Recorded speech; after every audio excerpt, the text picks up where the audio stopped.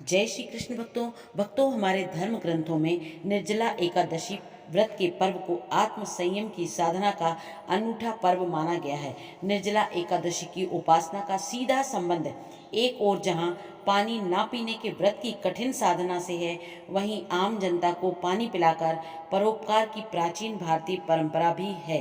ज्येष्ठ मास की शुक्ल पक्ष की एकादशी को निर्जला एकादशी कहा जाता है। एक ओर ज्येष्ठ मास की भीषण गर्मी में, जिसमें सूर्योदय अपनी किरणों की प्रखर ऊष्मा से मानो अग्नि वर्षा कर रहे हों, दूसरी ओर श्रद्धालु धर्म प्राण जनता द्वारा दिन भर निराहार और निर्जल उपवास रखना, सूर्योदय से सूर्यास्त तक ही नहीं अपितु दूसरे दिन द्वादशी प्रारंभ होने के बाद ही व्रत का पारायण किया जाता है।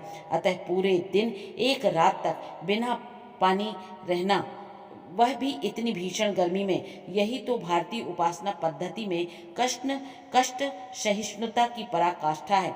मठ मंदिर और गुरुद्वारों में कथा प्रवचन, धार्मिक अनुष्ठान एवं शब्द कीर्तन आदि के कार्यक्रम जहाँ दिन भर चलते हैं, वहीं शीतल जल के छबीले लगाकर राहगीरों को बुला बुलाकर बड़ी आस्था के साथ पानी पिलाया जाता है। बस स्टैंडों के आसपास पानी के छबीले लगाकर अनेक धार्मिक संगठन दिन भर शीतल जल का वितरण करना बड़े पुण्य का कार्य मानते हैं।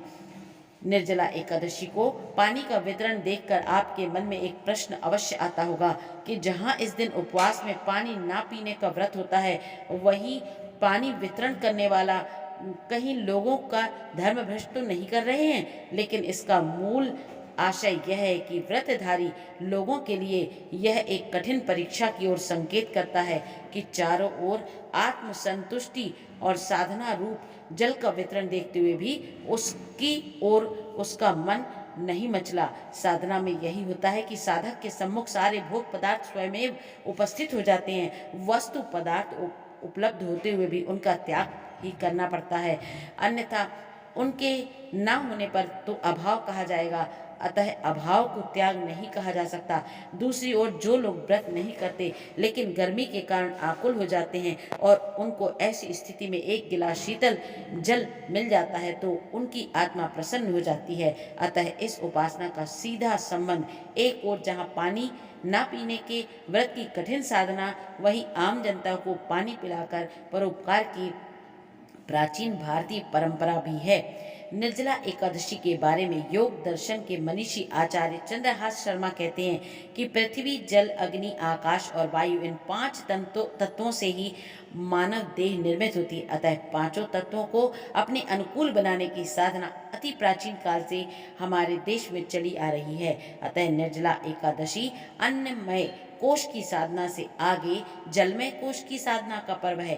पंच तत्वों की साधना को योग दर्शन में गंभीरता से बतलाया गया है। अतः साधक जब पांचों तत्वों को अपने अनुकूल कर लेता है तो उसे ना तो शारीरिक कष्ट होते हैं और ना ही मानसिक पीड़ा होती है। साथ ही साधना द्वारा कष्टों को सहन करने का अभ्यास हो जाने पर समाज में एक दूसरे के प्रति सहयोग की भावना जागती है। निर्जला एकादशी व्रत के बारे में महाभारत में महर्षि वेदव्यास के वचन हैं कि पूरे वर्ष में होने वाली एकादशी, जिनमें अधिमास भी सम्मिलित है, यदि कोई ना कर सके तो भी वह निर्जला एकादशी का व्रत करता है तो उसे सभी एकादशियों के व्रत का पुण्य फल अवश्य प्राप्त हो जाता है। इसलिए व्यास जी ने भीमसेन को निर्जला एकादशी व्रत करने की प्रेरणा दी, क्योंकि जठराग्नि तीव्र होने के कारण भीमसेन बिना खाए पिए नहीं रह सकते थे। अतः भीमसेन ने वेद व्यास जी की प्रेरणा से इस व्रत को कर लिया। निर्जला एकादशी के दिन भगवान विष्णु की आराधना की जाती है। लोग ग्रीष्म ऋतु में पैदा होने वाले फल, सब्जियां, पानी की सुराही, हाथ का पंखा आदि का दान करते हैं। इस उपासना में कौटिल्य अर्थशास्त्र के वस्तु विनिमय में के दर्शन होते हैं, क्योंकि धन की अपेक्षा साधन या वस्तुओं की को उपलब्ध कराकर समाज तुरंत लाभान्वित होता है। इसलिए इस व्रत के दिन प्राकृतिक वस्तुओं के दान का बड़ा महत्व होता है। आर्थिक रूप से सामर्थ्यवान लोग प्राकृतिक वस्तुओं के साथ धन, द्रव्य आदि का भी दान कर समाज को आत्मबल प्रदान करते हैं। प्राचीन काल में धर्मज्ञ राजा और सामर्थ्यवान लोग निर्जला एकादशी को जल एवं गौदान करना सौभाग्य की बात मानते थे। इसलिए जल में वास करने वाले भगवान श्री नारायण विष्णु की पूजा के उपरांत दान पुण्य के कार्य कर समाज सेवा की जाती है।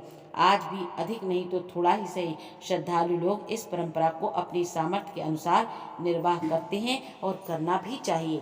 जय श्री कृष्ण भक्तों।